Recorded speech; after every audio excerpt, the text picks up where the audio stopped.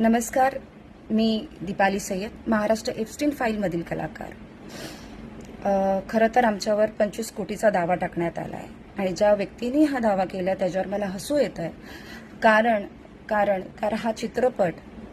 हा चित्रपट कोणाच्याही जीवनावर जीवनपट नाही आहे, आत्मचरित्र नाही आहे. तिथे कुठल्याही व्यक्तीचा नावाचा वापर केला गेलेला नाही आहे.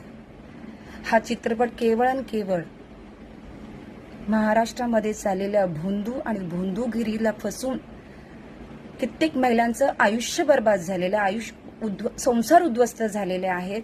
त्यांना कुठेतरी ह्या गोष्टीचं ज्ञान व्हावं, ह्यासाठी हा चित्रपटामधून प्रकाशझोत करण्याचा प्रयत्न करत आहोत.